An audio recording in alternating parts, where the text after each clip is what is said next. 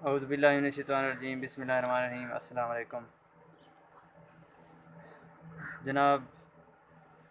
अल्लाह ताला ने तौफ़ीक दी, इस साल जो है अल्हम्दुलिल्लाह एतकाफ़ पर बैठने का मौका मिला अल्लाह के फ़ज़ल व करम से। तो एतकाफ़ के सिलसिले में कुछ जो है बातें जो सीखी, जो तरीक़ाकार हमने फ़ॉलो किया, मेरा दिल कर रहा है कि मैं आप लोगों के साथ शेयर करूं, ताकि अल्लाह ताला आप लोगों को भी तौफ़ीक दे कि आप आने वाले दिनों में, आने वाले सालों में आप भी एतकाफ़ की जो है फ़ज़ाइल से, एतकाफ़ की बरक़ात से मुस्तफ़ीद हो सकें। तो अक्सर लोग इस वजह से एतकाफ़ नहीं करते कि जी रात को इतनी देर जागना पड़ता है, तो कैसे जागेंगे, इतनी रूटीन को कैसे फ़ॉलो किया जाएगा, ये थोड़ा मुश्किल काम होता है। तो उसके बारे में आपको बताता चलूँ, ये इतना मुश्किल भी नहीं है जितना हम लोगों ने बना रखा है, बहुत ही आसान है। इसकी तरतीब कुछ इस तरह से है। मैंने अड्डा जान खान पर मदनी मस्जिद में जो है एतकाफ़ किया था। तो ये इस्लामी भाइयों वाली मस्जिद के नाम से बड़ी मशहूर है। इलियास अत्तार कादरी साहब के जो है उनकी उनके ज़ेरे साया ये चल रही है। तो सुबह सवेरे 2:30 बजे, 2:15 बजे, 2:30 बजे जगाया जाता है। रात को 12 बजे सोते हैं और सुबह 2:30 बजे या 2:15 बजे जाग जाते हैं, यानी 2.5 घंटे की नींद होती है रात। उसके बाद सुबह जाग कर तहज्जुद पढ़ी जाती है, जो तकरीबन 2:50 तक पढ़ते हैं। उसके बाद जो है दुआ होती है। दुआ के बाद फिर खाना लग जाता है, सहरी का वो तनावल फरमाया जाता है। उसके बाद वापस आकर वज़ू बनाकर जो है अब जिस तरह रूटीन चल रही है, 3:30 बजे जो है 3:35 पे 34 पे सहरी का टाइम एंड हो जाता है। तो आधा घंटा हमारे पास होता है। उस दौरान हम वज़ू बनाते हैं दोबारा। वज़ू बनाकर फिर 4 बजे जमात खड़ी हो जाती है सुबह की। सुबह की जमात के फ़ौरन बाद तिलावत का वक्फ़ा होता है, तिलावत कुरान पाक का, तकरीबन आधे घंटे के लिए। तो 4:15 तक नमाज से फ़ारिग होकर फिर 4:40 45 तक कुरान की तिलावत की जाती है। उसके बाद तकरीबन 5:20 तक ये जो है हल्का दरूद और हल्का दुआ होता है। इस दौरान दुआएं भी सीखी जाती हैं सुबह सवेरे, और इसके साथ ही बयान भी होता है। उसके बाद तकरीबन 5:30 बजे इशराक की नमाज़ और चाश्त की नमाज़ का वक्त शुरू होता है। तो ये 5:30 से शुरू होता है और तकरीबन फिर 11 बजे तक इसका टाइम होता है। तो इशराक और चाश्त पढ़ने के बाद तकरीबन 6 बजे सब लोगों को सोने के लिए भेज दिया जाता है। इस मस्जिद में एक अंडरग्राउंड बेसमेंट बना हुआ है, तो वहाँ पर तकरीबन 100 के करीब अफराद आ जाते हैं। हम लोग जो थे तकरीबन 50 थे। इस साल 2019 में 50 लोग थे एतकाफ़ के लिए। तो यहाँ पर हर एज और हर उम्र का बंदा मौजूद होता है। छोटे बच्चे तकरीबन 15 साल से लेकर और फिर 70 साल तक के बुज़ुर्ग मौजूद होते हैं। और अमीर गरीब छोटा बड़ा सब एक ही साफ़ में खड़े होकर नमाज़ पढ़ते हैं। एक ही जगह पर एक ही साफ़ पर लेट कर जो है सोते हैं। जो कोई घर में मखमल के बिस्तर पर सोता था, उसको भी साफ़ पर सोना पड़ता है, और जो बेचारा नीचे ज़मीन पर लेटा होता था, सोता था, वो भी साफ़ पर सोता है, यानी सब इक्वल हैं। वहाँ जाकर पता चलता है कि असल रूहानियत क्या है, और फिर इंसान मट्टी है और मट्टी ही हो जाना है। वहाँ जाके पता चलता है कि असल हकीकत क्या है।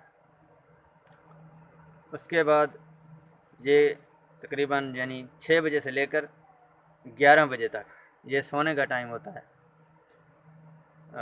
वक्फ़ा आराम इसको बोलते हैं।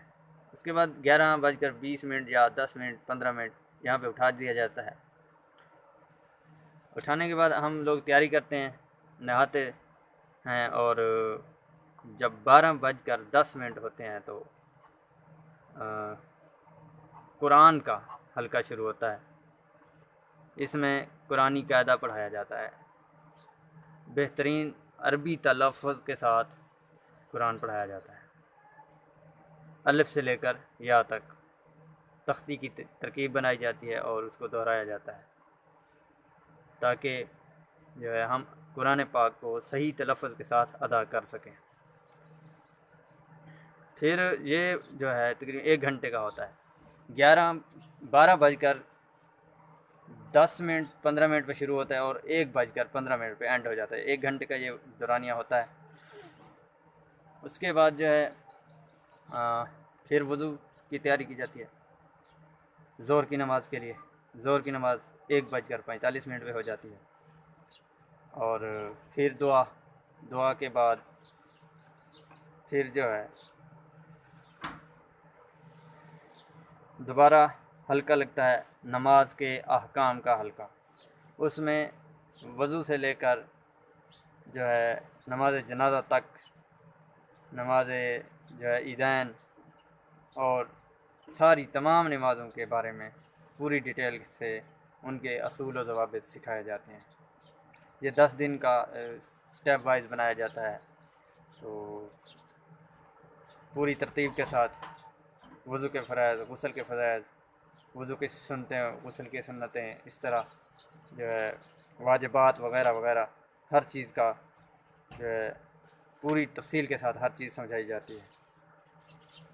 फिर 3:30 तक ये हल्का जारी रहता है। 3:30 से 5 बजे तक आराम का वक्फ़ा होता है। फिर हम वहीं बेसमेंट में ही सो जाते हैं दिन को। उसके बाद 5 बजे उठाया जाता है, क्योंकि 5:30 नमाज असर का वक्त होता है। फिर वज़ू करते हैं और दोबारा मस्जिद में पहली 2 सफ़ों के अंदर आराम से बैठ जाते हैं, और अज़ान होती है। अज़ान के बाद 4 रकात नमाज सुन्नत गैर मुक़द्दा अदा कर दी जाती है। फिर 5:30 पर जमात खड़ी होती है, जमात अदा होती है, जमात के साथ नमाज़ पढ़ते हैं। फिर असर की नमाज जो है 5:45 पे दुआ के बाद एंड हो जाती है। 5:45 से 7:15 तक मनाजात अफ्तार का वक्त होता है। ये तकरीबन 2 घंटे बनते हैं, 1.5 घंटे के करीब टाइम है, 1.5 घंटा बनता है। तो इस 1.5 घंटे में बयानात होते हैं, नात ख़ानी होती है, और दुआएं अफ्तार होती है। अल्लाह के हज़ूर गिड़गिड़ा कर अपने गुनाहों की माफ़ी तलब की जाती है और दुआएं मांगी जाती हैं। जिस तरह टाइम होता है, जैसे 7:15 16 जितना भी होता है टाइम रोज़े के अफ्तार करने का, उस वक्त रोज़ा नीचे बेसमेंट में ही खाना लग जाता है। वहाँ पर जो है अमला मौजूद होता है, वो हमें खाना प्रोवाइड करता है, और बेहतरीन स्टाइल में बड़े बड़े जो है डिशेस के अंदर फ्रूट वग़ैरह काट कर पेश कर दिए जाते हैं। पानी का इंतज़ाम होता है बेहतरीन, हर लिहाज से बेहतरीन करके मैनेज किया जाता है। तो एक एक जो है डिश पर 4 अफराद बैठकर खाना खाते हैं।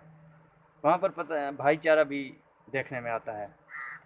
किसी भाई को कोई चीज़ ज़रूरत हो तो वो मदीना की सदा लगाता है, और एक जो है भाई जो मौजूद होते हैं, 2 3 4 बंदे मौजूद होते हैं, वो पानी या कोई भी और चीज़ जो हमें चाहिए होती है फ़ौरन प्रोवाइड कर देते हैं। तो एक मुनज़्ज़म अंदाज के साथ और एक बेहतरीन अंदाज के साथ अफ्तारी होती है। कोई झगड़ा नहीं, कोई रोला नहीं है, बेहतरीन अंदाज में किया जाता है सब कुछ।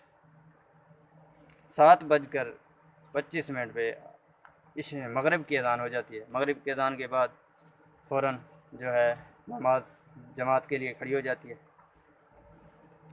जमात के बाद ही अवाबीन के नवाफिल अदा किए जाते हैं और सूरतुल मुल्क और सूरह यासीन ये तिलावत की जाती है और सब लोग पूरी तवज्जो के साथ बैठ कर उसे सुनते हैं। तो अगर कोई खुद से पढ़ना चाहे तो वो भी पढ़ लेता है। ये सिलसिला 7:40 से लेकर 8:10 तक जारी रहता है। उसके बाद खाना लगता है, रात का खाना तरावियों से पहले जो होता है वो 8:15 से शुरू होता है और तकरीबन 8:30 तक 35 तक चला जाता है। खाना खाने के बाद फिर वज़ू बनाया जाता है। वज़ू के बाद तरावी के लिए 9:10 या 9:05 पे जमात खड़ी हो जाती है। ये तकरीबन 10:15 तक, कभी कभार 10:30 भी हो जाते हैं, तरावी की नमाज मुकम्मल हो जाती है।